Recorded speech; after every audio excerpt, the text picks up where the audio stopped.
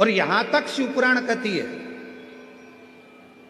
जलाधारी में से जब पानी गिर रहा हो और भगवान तुम्हारे हाथ में अगर कोई बेलपत्री का पत्ता हो, नहीं हो तो मंदिर की बेलपत्र जो चढ़ी चढ़ाई हो वो भी अगर आपने शिवलिंग पर चढ़ा दी और थोड़ी देर बैठ गए और बूंद बूंद पानी उस पर से गिर रहा है, थोड़ी देर वो जया विषहरा शामली बारी दौतली देव, वो बूंद बूंद पानी उसमें से गिर रहा है, उसको गिरने दो।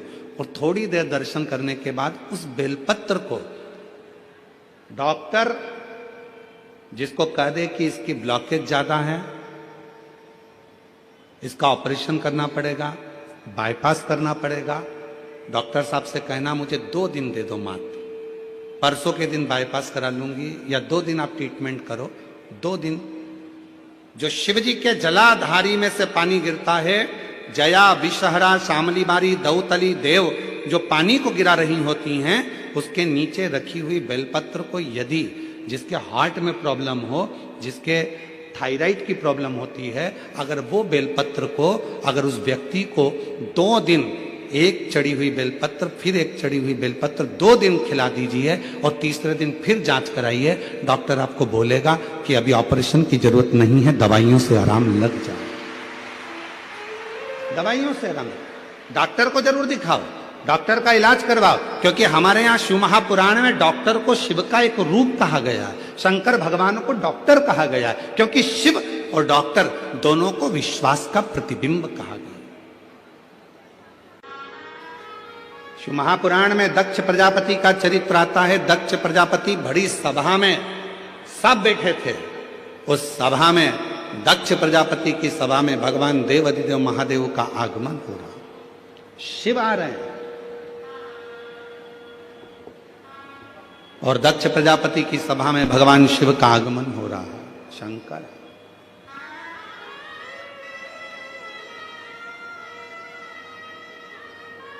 बीच में भगवान विष्णु जी मिल गए, शिव जी उनसे मिलने में रह गए। थोड़े आगे बढ़े तो ब्रह्मा जी मिल गए, ब्रह्मा जी से मिलने में रह गए। फिर और आगे बढ़े तो इंद्रदेव मिल गए, गरुण देव मिल गए, वरुण देव मिल गए। डीले कम कर दे बाबा। गरुण जी मिल गए, वरुण जी मिल गए, ऐसे सब मिलते गए तो भगवान शंकर उनमें मिलने में सबसे मिलने में रह गए। और जो दक्ष प्रजापति था, जो सिंहासन पर बैठा हुआ था, दक्ष प्रजापति ध्यान नहीं दे पाए और शिव जी ने भी उन पर ध्यान नहीं दिया और अपने सिंहासन पर जाकर भगवान देव अधिदेव महादेव बैठ गए। शिव बैठे, दक्ष प्रजापति उठकर खड़े हो गए, क्रोध में आ गए, हे शिव, मैंने अपनी बेटी सती का विवाह तेरे साथ में करा है, तुम्हारे साथ में सती को ब्याहाया है और तुम मेरे दामाद होकर तुमने मुझे प्रणाम नहीं किया।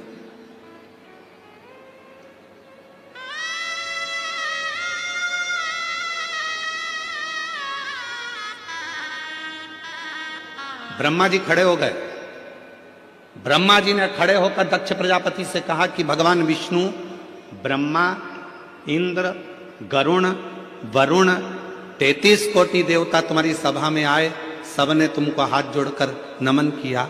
अगर शिवजी ने नहीं करा तो तुम्हें शांत रहना चाहिए, पर सिर के ऊपर तो अहम इतना भरा हुआ था कि सबने प्रणाम करा वो नहीं दिखा, पर शिव ने प्रणाम नहीं करा वो दिख गया।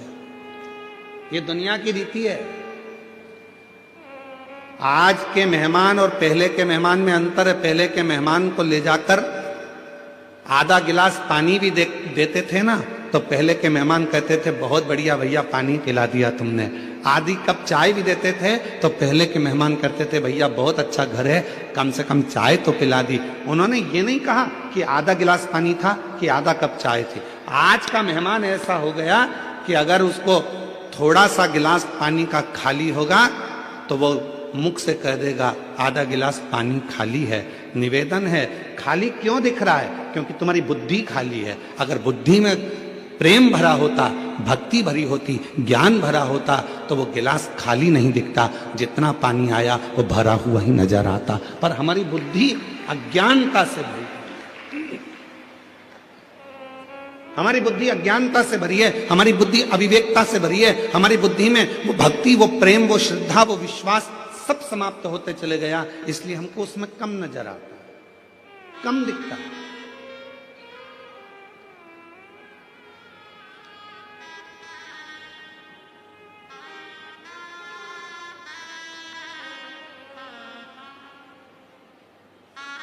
महाराज, भगवान की इतनी कृपा है आज के समय में, उस भोलेनाथ को रोज का धन्यवाद दो तो कम है। रोज का धन्यवाद देना